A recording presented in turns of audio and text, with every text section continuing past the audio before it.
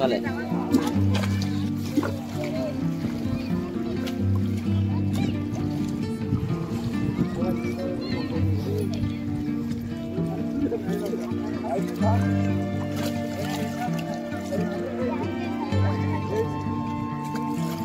Ini dia waliman kemudian.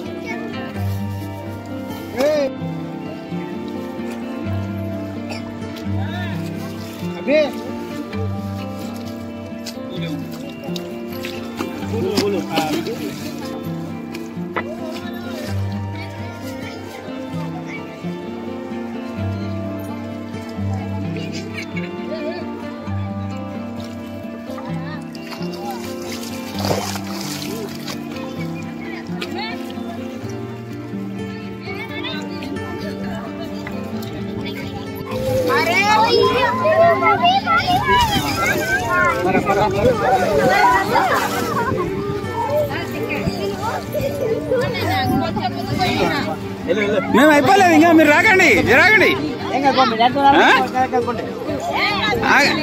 మీరు ఆగాలి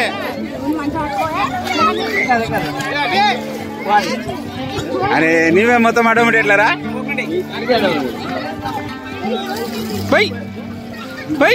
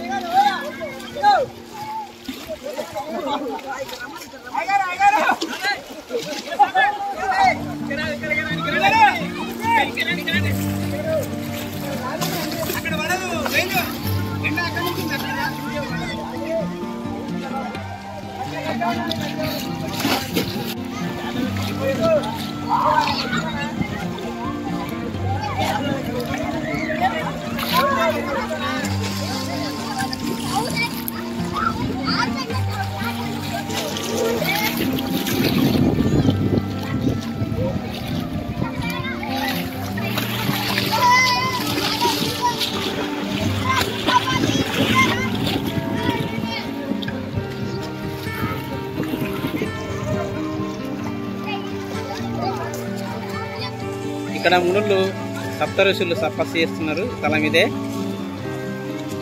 ఆ ముళ్ళ పేరు మనకు తెలియదు. ఆ కనిపించే వరుస ముళ్ళ వరుసనే. మన ఫస్ట్ ఉన్న ముని మాత్రం తప్ప ధ్యానంలో మునిగిపోయినరు, ఊగుతున్నారు కొడుక. అది కొత్తగా ఒక శంకరముని అని వచ్చిండు, తర్వాత యాదయముని, తర్వాత శేఖరముని, తర్వాత సత్యముని అని ఈ నలుగురు మునులు కొత్తగా తపస్సు ప్రారంభం చేసిండ్రు. తపస్సు ఎంతవరకు ఉంటుందో చూద్దాం. ఆల్రెడీ తపో ధ్యానంలో మునిగిపోయినరు, నిమగ్నులయ్యిండ్రు. పోతున్నారు కొడుక. మనం అది యుద్ధం చేసి చూద్దాం. యాదయ్య స్వామి వారు మాత్రం తత్వజ్ఞానంలో తురియ అవస్థను దాటిండ్రు ధ్యానంలో. తర్వాత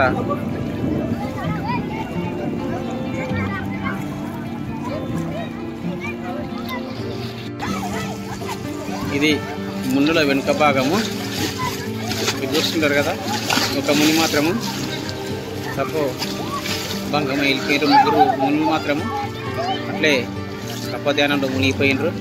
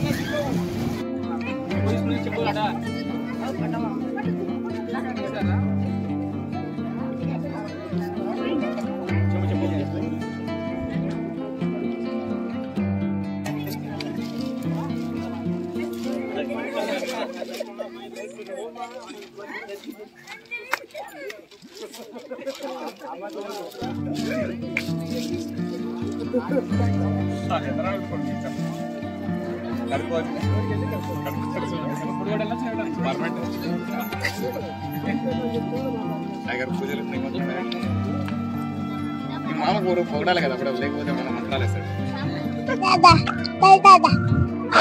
ఓం నమః శివాయ. పరమ పవిత్రమైన ఈ కార్తీక మాసంలో మణికొండ గ్రామం నుంచి నదీ స్నానానికి రావటం జరిగింది. ఈ ప్లేస్ పేరు సోమశిల అంటారు. ఇక్కడ 12 జ్యోతిర్లింగాలు ఒకే చోట కొలువై ఉన్నాయి.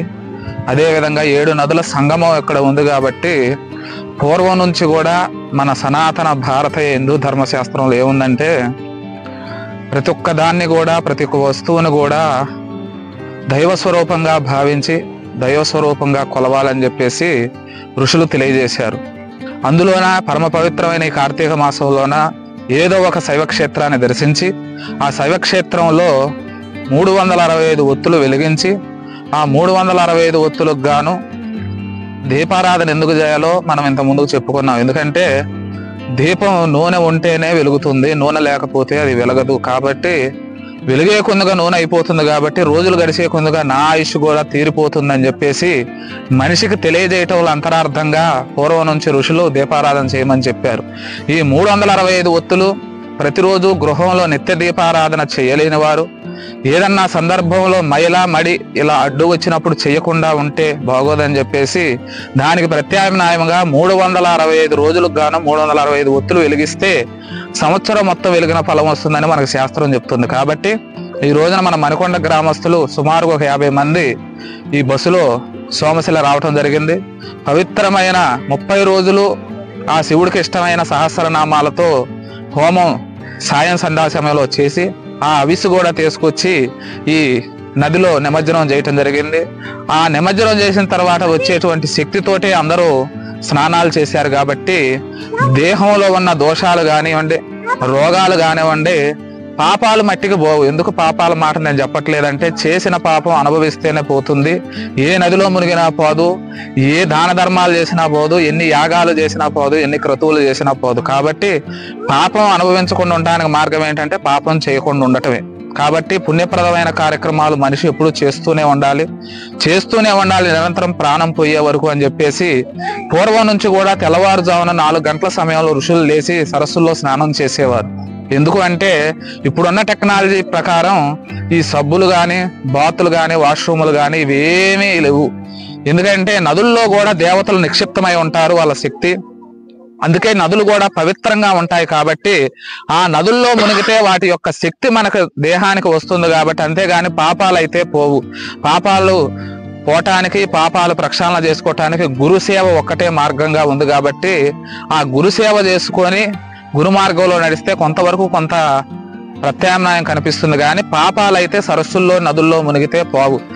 పవిత్రమైన కార్తీక మాసంలో సరస్సులో శక్తి నిక్షిప్తమై ఉంటుంది కాబట్టి బ్రాహ్మీ ముహూర్తంలో ఋషులు దైవాలు కూడా సరస్సుల్లో పుణ్యక్షేత్రాల్లో స్నానం చేస్తారు కాబట్టి ఆ శక్తి మనకు కూడా వస్తుంది. కాబట్టి ఈ రోజున మనం మనకొండ గ్రామం నుంచి సుమారుగా 50 మంది భక్తులు వచ్చి ఈ సోమశిలలో సప్తనదుల్లో తలస్నానం చేయడం జరిగింది. అదేవిధంగా పుణ్యస్నానం చేయడం జరిగింది. కావున మన పూర్వం నుంచి సనాతన ధర్మంలో ఏవైతే చెప్పారో వాటిని మనం ఆచరిస్తూ వాటి విలువలు ఎరిగి తర్వాత తరానికి కూడా మనం చెప్పి ఆచరింపజేయాల్సిన బాధ్యత మన మీద ఉంది. కాబట్టి ఈ కార్యక్రమాలు ఇలానే తుది శ్వాస ఉన్నంత వరకు కొనసాగాలని కోరుకుంటూ ఓం నమః శివాయ.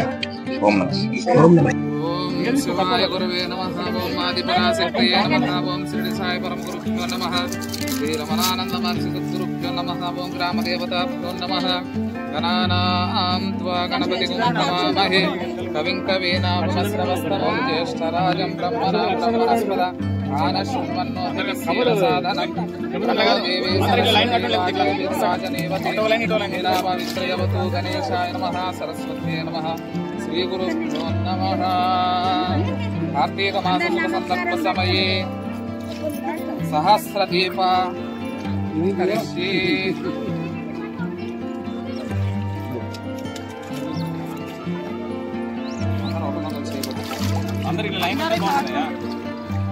పట్టుకోండి, నన్ను కాదు ఒకళ్ళు పట్టుకోండి. లేదు మిమ్మల్నే పట్టుకుంటాం. అట్లయితేనే మేము వెలిగించినట్టు.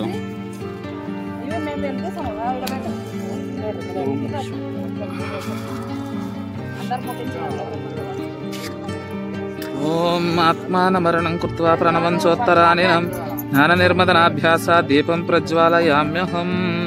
దీపదేవతాభ్యో నమః.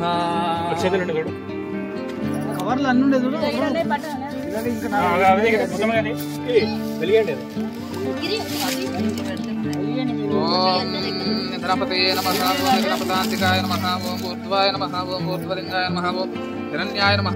ఓం ఆత్మలింగాయ నమః. ఓం పరమాయ నమః. ఓం పరమలింగాయ నమః. సద్యోజాతం ప్రపద్యామి సద్యోజాతాయ వై నమో నమః. భవే భవస్వమాం భవోద్భవాయ నమః. వామదేవాయ నమో. జ్యేష్ఠాయ నమః. శ్రేష్ఠాయ నమో. రుద్రాయ నమో. బలాయ నమో. బలప్రమదనాయ నమో. సర్వభూత మనోన్మనాయ నమః. అఘోరి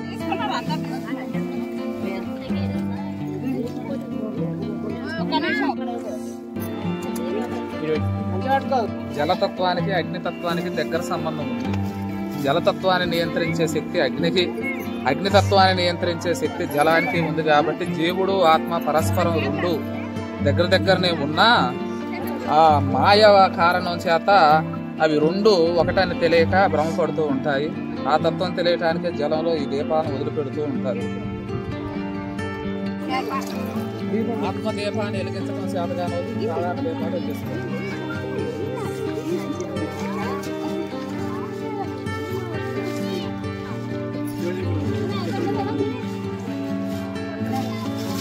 కొంచెం మీనికి వచ్చేటట్టు పెట్టాలి.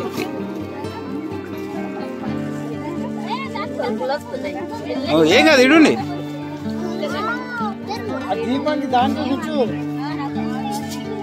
ఇట్స్ అమ్మా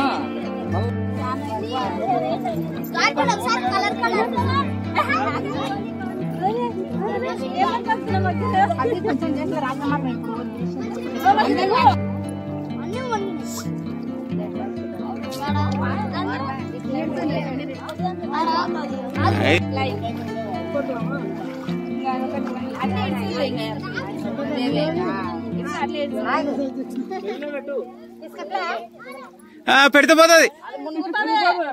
అది అట్లే ఇడుపు కావాల్సి